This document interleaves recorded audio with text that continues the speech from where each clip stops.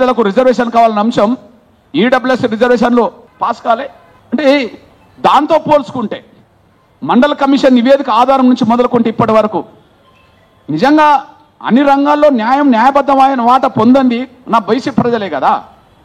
కాబట్టి ఆ బీసీ ప్రజల న్యాయమైన హక్కును గౌరవించి సమర్థించే పార్టీలన్నీ వ్యతిరేకించే పార్టీలు ఎవరు లేరు కనుక ఇక్కడ తెలంగాణ గడ్డ మీద 42% రిజర్వేషన్ వ్యతిరేకించే వాళ్ళు ఎవరు లేరు కనుక ఇక్కడ పార్టీలు అక్కడ జాతీయ స్థాయిలో నాయకత్వం అవుతున్నాయి కనుక తప్పకుండా కలిసికట్టుగా అఖిలపక్ష సమావేశాలు పాల్గొని సమస్య పరిష్కారానికి వచ్చిన చిక్కులను అధిగమించడానికి రాబోయే రోజుల్లో సంపూర్ణ న్యాయం నా బలహీన వర్గాల ప్రజలకు అందించడానికి కలిసికట్టుగా ప్రయత్నం చేయాలని ప్రతి విమర్శలు మాని ఓటు రాజకీయాల కోణం మాని ఇచ్చిన మాటకు నిలబట్టే విధంగా అసెంబ్లీలో మాట్లాడిన మాటలు కట్టుబడే విధంగా అన్ని రాజకీయ పార్టీలు ఈ భూమిక పోషించాలని చెప్పి నేను అన్ని పార్టీలకు విజ్ఞప్తి చేస్తూ ఈ విషయంలో టాప్ ఎజెండాలోకి తీసుకొచ్చాడు.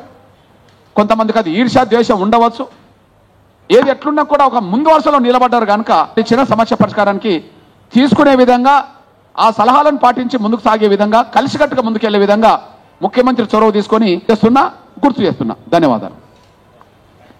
చేస్తాం. ఇవి మహారాష్ట్ర కూడా, ఛత్తీస్గఢ్ కూడా, పాండిచ్చేరి అండ్ ఒడిశా రాష్ట్రాలు కూడా విస్తరిస్తాం.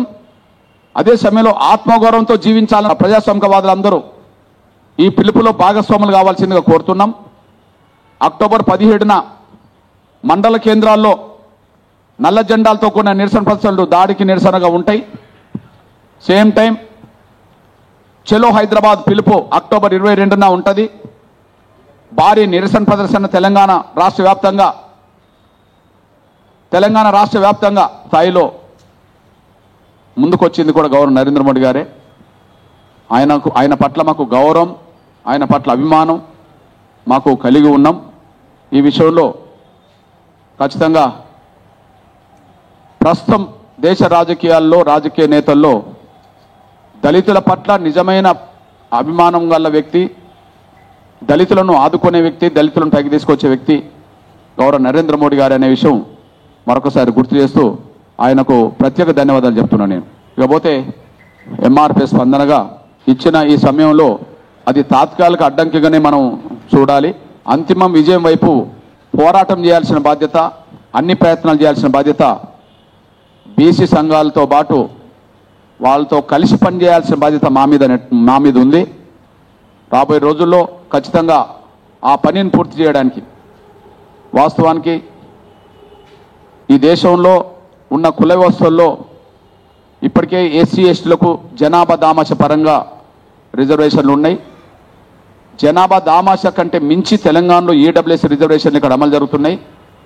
కానీ జనాభా కంటే అతి తక్కువ రిజర్వేషన్లు 50% జనాభా ఉండి కూడా అతి తక్కువ రిజర్వేషన్లు పొందుతున్నది మా బలహీన వర్గాల ప్రజలే.